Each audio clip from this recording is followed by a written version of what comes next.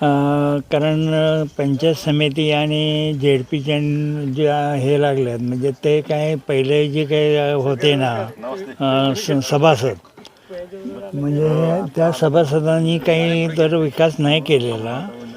आणि राजूबाई आहे म्हणजे राजूबाई या जवळजवळ 30 वर्षापासून बांबवली किंवा तांबी या गावांचा विकास करतातच ते. आता माझ्या खाली बांबवलीमध्ये रोड नेला आहे त्याने, समजा पूर्ण त्या डोंगरातून खाली खाली म्हणजे पर्यटनासाठी पण बरेच काही फायदे म्हणजे करून दिलेले आहेत.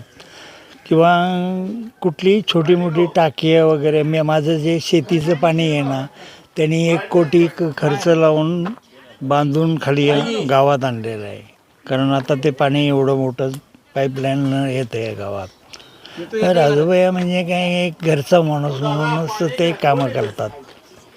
आणि बाबांचा तर सवालच नाही आहे. बाबांना कुठलंही काम सांगितलं तरी बाबा कधीही नकार नाही दिला. की आज मी म्हणलो की मला काम करायचं आहे बाबा हे आत्ता 20 लाखाचं काम पर्यटनचं टाकलेलं आहे त्यांनी बाबांनी. म्हणजे 15 महिन्यापूर्वी मी मंत्रालयात गेलो होतो त्यावेळेला त्यांना सांगितलं.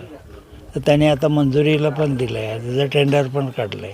म्हणजे कामांचे अशी काही हलगर्जीपणा नाही आहे. यावर डोंगरी भागात बहुतेक ठिकाणी कामं बाबांची आहेत आणि भैयाची स्वतः.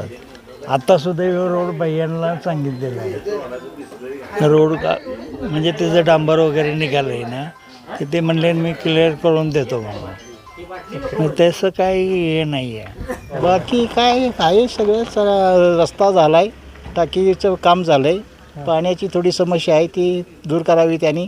आता जत्रा आली आमची, जत्रेला पाणी पुरत नाही, त्याचा पण काहीतरी ते विचार करावा त्याने. ओके. राजू भोसले या गावाच्या दौऱ्यानिमित्त गाठीभेटी घेतात. तर तुम्ही त्यांना काय सांगाल तरी? आता काय सांगायचं, आहेत मंडळी आमची ती सांगतील त्यांना मला माहितीच आहे. ते काय येऊन जातात इथे राजू भैया ती गाठी बिटी घेतात. आम्ही पण जातो तिथपर्यंत सातारला, त्यांच्या गाठी घेतो, सांगतो सगळं.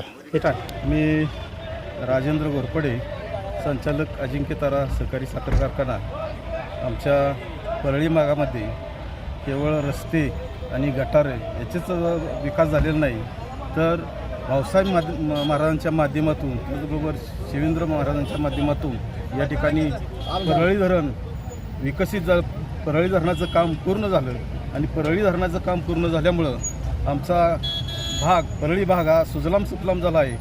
अगदी नदीपासून ते डोंगरापर्यंत ऊसाचं क्षेत्र वाढल्यामुळं लोकांचं राहणीमान चांगलं झालेलं आहे.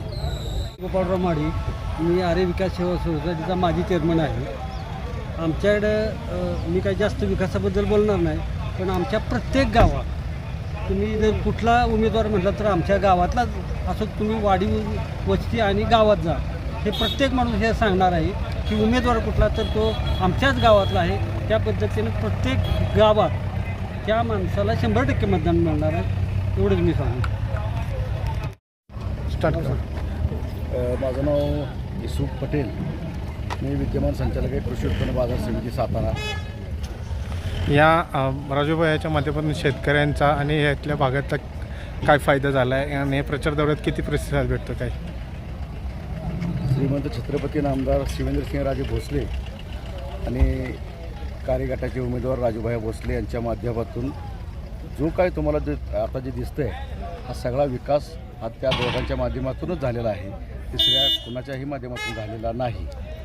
दुसरी गोष्ट, ही जी निवडणूक आता जिल्हा परिषद पंचायत समिती चालू आहे, ह्यात जो प्रतिसाद तुम्हाला दिसतोय, आता मी थोडक्यातच एवढंच सांगेन की विरोधी उमेदवार शोधावा लागेल, तो बेपत्ता आहे की काय, असं आम्हाला आमच्या मनामध्ये संभ्रम निर्माण झालेला आहे. एवढं सगळं काम असताना म्हणजे परळीपासून म्हणजे अगदी परळीच्या देवळापासून काम असू देत किंवा रस्त्यापर्यंत सगळीकडं घाटाई देवीच्या रस्त्यापर्यंत सगळंच काम असू देत, एवढं सगळं असून सुद्धा आपण विरोध होतोय. शिवसेनेतनं उमेदवार उभे राहतात. 5 वर्षातनं एकदा एक निवडणुकीचा बाजार भरतो आणि प्रत्येक गावामध्ये 4-2 अशी लोकं असतात की त्यांना विकास हा दिसत नाही, फक्त विरोध मनुष्याने विरोध करायचा एक भूमिका असते आणि कुठून तरी काय फॉर्म भरायचा आणि कुठून काय आपल्याला 4 रुपये मिळतात का, काय मदत मिळते का बघायचं आणि गप्प राहायचं. पण हा विरोध विकासाला विरोध आहे. राजूभायांना विरोध नाही. राजूभाया तसं मनात आणलं असतं तर बिनविरोध तिन्ही कार्यगटाच्या सीटा ह्या बिनविरोध आल्या असत्या. पण स्वतः भायांनी जाणलं की काय नाही, एकदा होऊ द्याच, एकदा निवडणूक झालीच पाहिजे आणि प्रत्येकाला आपली जागा कळालीच पाहिजे. त्याच्या माध्यमातून नक्की काय विकास झालेला आहे? आमच्या गावामध्ये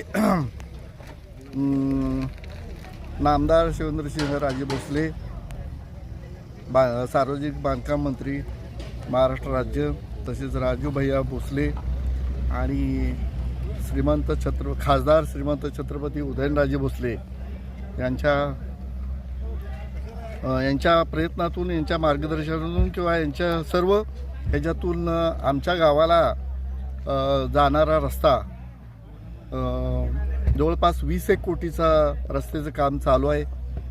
2 ब्रिज आहेत आणि त्याबरोबर ग्रामपंचायत कार्यालय, स्मशानभूमी, सभामंडप, पाणी पुरवठ्याची योजना, ज्या ज्या सुविधा पाहिजे होत्या त्या सर्व सुविधा, तसंच 5.5-6 किलोमीटरचं लाईट 3-फेज कनेक्शन हे पळसावड्यासाठी झालेलं आहे. अशी बरीच कामं जी होती ती सगळं झालेली आहेत. आता काय म्हणजे काम शिल्लक नाही अशी परिस्थिती आहे. पळसावड्यामध्ये एक डॅम मोठा घेतलेला आहे आपण. ही सर्व कामं याच दोन्ही महाराज आणि राजू भैया भोसले यांच्या माध्यमातूनच हे सर्व निधी उपलब्ध होतो आहे आणि निधी उपलब्ध होऊन कामही पूर्ण होत आहेत. असं काय कुठं काय म्हणजे परळी भागामध्ये एकही गाव, एकही वाडी वस्ती अशी राहिलेली नाही की त्यांच्या ह्याच्यातून रस्ता किंवा लाईट पाण्यापासून वंचित राहिलेल्या अशी कुठलीही वाडी वस्ती राहिलेली नाही. परळी भाग सुजलाम सुफलाम झालेला आहे असं म्हणायला काय हरकत नाही.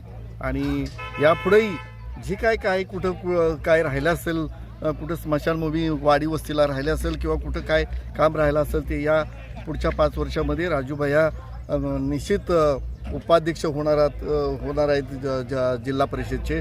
त्यामुळं आम्ही त्यांच्या मागे लागून किंवा त्यांनाही दूरदृष्टी भरपूर आहे. त्यामुळं ते इथून पुढं काही म्हणजे कुणी बोलायची सुद्धा वेळ येणार नाही अशी 5 वर्षात कामं करतील एवढीच माझी म्हणजे सांगण्याचं हे आहे, तात्पर्य आहे.